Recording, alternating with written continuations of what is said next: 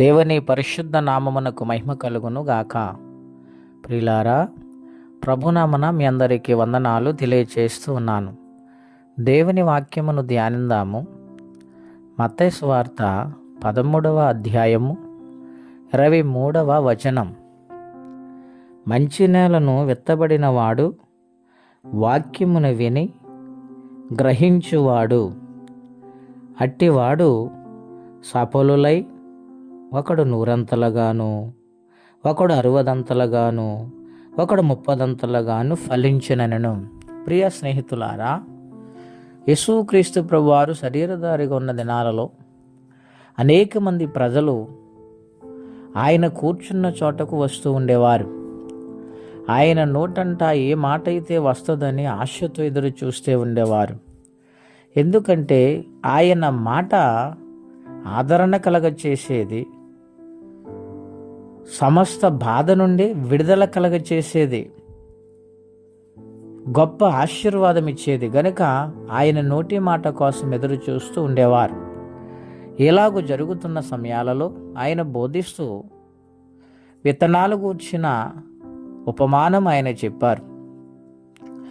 అయితే ప్రియులారా, చాలామంది ఏ పరిస్థితుల్లో ఉన్నారో, ఎటువంటి పరిస్థితులు గుండా వారి భక్తి జీవితాలు ఉంటాయో అవి ఆయన ఆ విత్తనాల ఉపమానములో బోధించారు. కొంతమంది దారి పక్కన పడి పక్షులు వచ్చి ఆ విత్తనాలు ఎత్తుకుపోతాయని, రెండవదిగా చూస్తే రాతి నేలను పడి కొంతకాలం మంచిగా ఉండి తరువాత శ్రమలు వచ్చినప్పుడు నిలవలేరని, మూడవదిగా ముండ్ల పొదల్లో పడి ఆ యొక్క మొక్క ఎదగటానికి అవకాశం లేని పరిస్థితులు గుండా ఉన్నది గనుక అణిచివేయబడుతుందని చెబుతూ ఈ మాటను ఆయన చెబుతూ ఉన్నారు. ఎవరైతే వాక్యం విని గ్రహించుకుంటారో వారు మంచి నేలను పడిన విత్తనం వలె 60 30 100 ఫలిస్తారు అని మాట్లాడుతూ ఉన్నారు. అవును ప్రియులారా, ఈ ఉదయకాల సమయంలో ఆలోచన చేస్తూ ఉన్నారా? చాలామంది దేవుని మాటలు మంచిగా శ్రేష్టంగానే అని అనుకుంటారు, కానీ వారు కడవరకు నిలవలేరు. కష్టాలు వచ్చినప్పుడు, శ్రమల గుండా ప్రయాణం చేసినప్పుడు, ఏమిటి పరిస్థితులు, ఈ మాటలు వింటున్నాం కానీ మాకేమి కలిసి వస్తుంది, మాకు ఈ లోకాశీర్వాదాలు రావటం లేదని అనుకుంటూ ఉంటారు.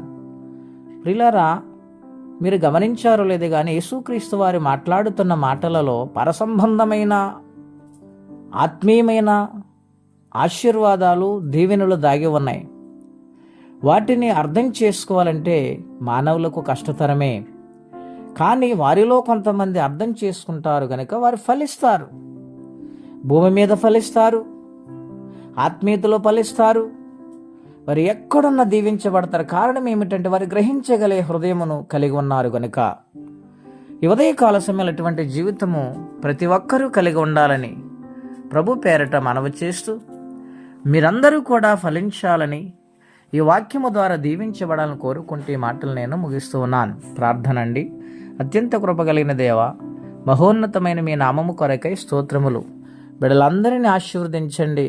మంచి నేల పడిన విత్తనం వలె ప్రతి జీవితము ఉండటానికి నూతన సంవత్సరములో మీ కృపా సహాయం ఇచ్చి మహిమ తెచ్చుకోమని, ఎవరే కష్టములో బాధలు ఇబ్బందులు ఉన్నారు వారికి నీ సహాయం పంపించమని యేసుక్రీస్తు వారి పుణ్యనామములో ప్రార్థించి వేడుచున్నాము తండ్రి. ఆమెన్. దేవుడు దీవించును గాక. ఆమెన్.